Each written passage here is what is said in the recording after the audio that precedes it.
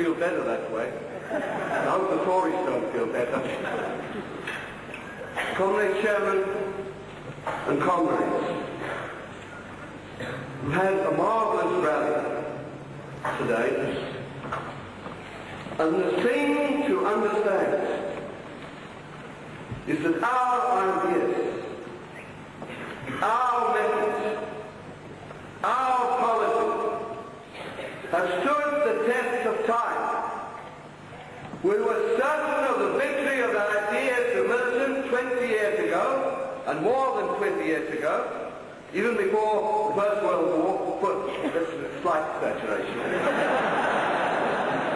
Before the Second World War. Before the Second World War, although Lenin and Trotsky were sure of the victory of those ideas before the First World War, nevertheless, so even that statement is correct.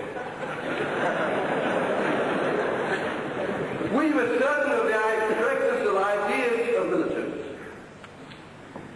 In 1964, even though the paper we published before Socialist Fight had ceased publication for a time, and we intended to publish it, was in a duplicated form, and we intended to publish in a printed form, and we decided to take the name Militant because that was an expression of our ideas. Now in 1964, people said, Militant? Militant? Militant?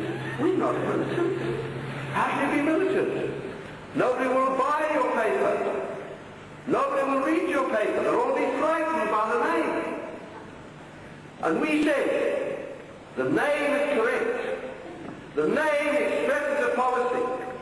The name expresses a tendency.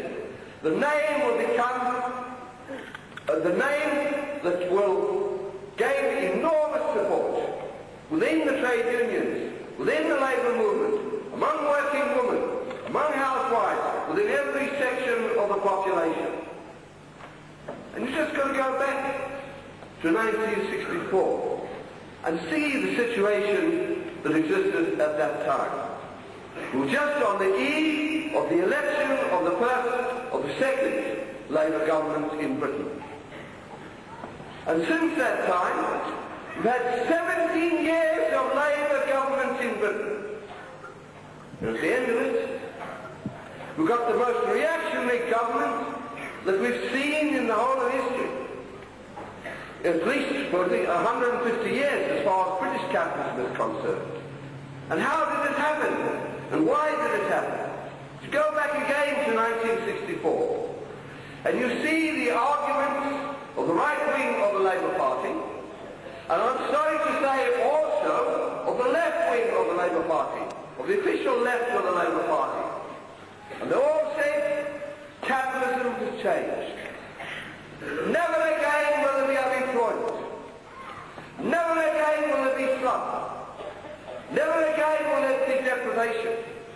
Never again will there be misery.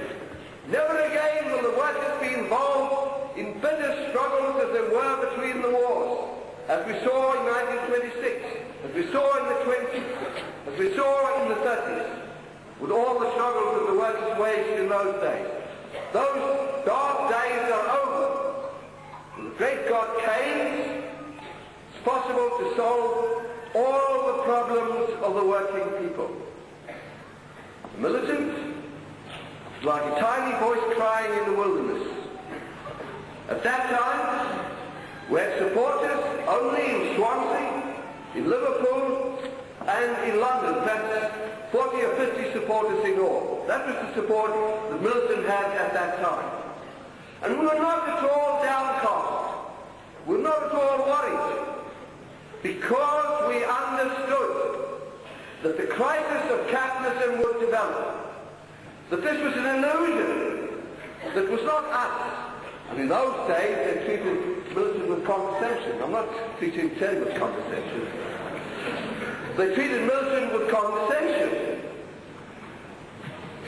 These ideas were the ideas of utopianism. These ideas were old-fashioned, of that bearded radical Karl Marx, the Victorian radical. This world had changed. Capitalism had changed. And therefore, by means of using money, putting money into circulation, pieces of paper, in reality because it's not money, that would solve all the problems of the working people. As soon as there was the beginning of a crisis, all you had to do was to pump money into the situation. And it's not only in Britain that the capitalists believed that. They believed that throughout the world, throughout the capitalist world. This idea was prevalent.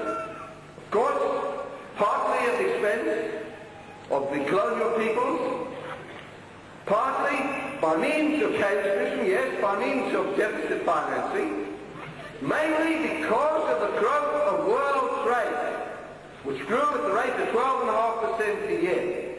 By means of this, they did succeed temporarily in ameliorating and making fairly tolerable, at least, the conditions of existence of the working class in the developed capitalist countries, in Western Europe, in Britain, in Japan, and in the United States. But that situation was bound to change. The idea that you would solve the problem by pouring in pieces of paper, and they're all doing it throughout the world, has had its nemesis in Latin America. In Israel, they have inflation of 1,000%. In Argentina, inflation of 1,000%. Comrades may not believe it, but I'm very rich. Comrades who don't know me, they might think that I'm exaggerating. But it's not so, if I can find it. Oh yes, here we are. Here we are. 1 million. That was worth anything up to £100,000 20 years ago. That's 1 million pesos. It's worth £1 now. At least it was worth £1 when I bought it. Now it's worth 75p. If you have a cup of coffee in Argentina in the morning, go to the cafe and have a cup of coffee, and then you go back in the evening, you find the price of that cup of coffee's gone up anything from 2 to 10% in one day. In one evening, it's gone up. That is what inflation means in Latin America. And it's fear of inflation that has meant the stampede of all the capitalist governments in the world in the direction of what they term monetarism, but which in reality is the old method of capitalism, of so-called sound budgets, which, by the way, they'll never be able to get back to, either in Britain, in America, or anywhere else, because their budgets are very unsound. I haven't time to go into that.